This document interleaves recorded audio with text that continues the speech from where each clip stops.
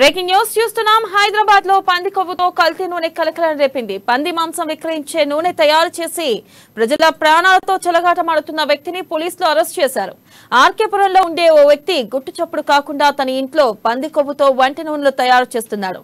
ఇక పంది మాంసం విక్రయించే వారి నుంచి కొవ్వు సేకరించి దాన్ని వేడి చేసి రసాయనాలు కలిపి వంట నూనెలా తయారు చేసి ఫాస్ట్ ఫుడ్ సెంటర్లకు విక్రయిస్తున్నాడు. దీనిపై మరింత సమాచారాన్ని మా ప్రతినిధి ప్రవీణ్ అందిస్తారు.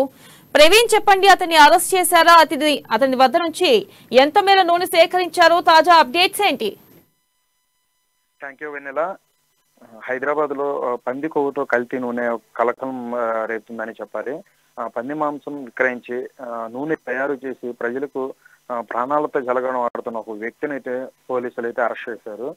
మల్కాజ్గిరి పోలీసులు చెప్పిన ప్రకారం ఆర్కేపురంలో ఉండే ఒక వ్యక్తి గుట్టు చప్పుడు కాకుండా తన ఇంట్లో పంది కొవ్వుతో వంట నూనెలు అయితే తయారు చేస్తున్నాడు. పంది మాంసం విక్రయించే వారి నుంచి కొవ్వు సేకరించి దాన్ని వేడి చేసి రసాయనాలు కలిపి వంట నూనెలు తయారు చేసి ఫాస్ట్ ఫుడ్ సెంటర్లకు అయితే విక్రయిస్తున్నాడు. అయితే పోలీసులకు ఒక సమాచారం అయితే అందడంతో నిఘా ఉంచి ఆకస్మిక దాడులు అయితే నిర్వహించారు.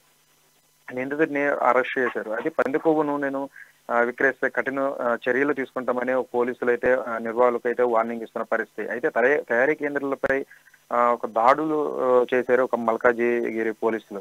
అయితే నాణ్యత లేని ఫుడ్ తినడం ఆరోగ్యానికి హానికరం అని నిపుణులు అయితే అంటున్నారు. ఇటీవల చూసుకున్నట్లయితే హైదరాబాద్ లో కల్తీ అల్లం వెల్లుల్లి పేస్ట్ కావచ్చు, సాస్ కావచ్చు, అలాగే కల్తీ ఐస్ క్రీమ్స్, అలాగే కల్తీ చాక్లెట్స్ యొక్క భాగవతాలన్నీ కూడా బయటపడిన ఘటనలు అయితే అందరూ చూశారు.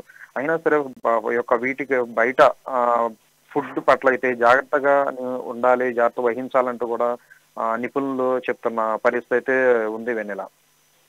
Right, thank you Praveen.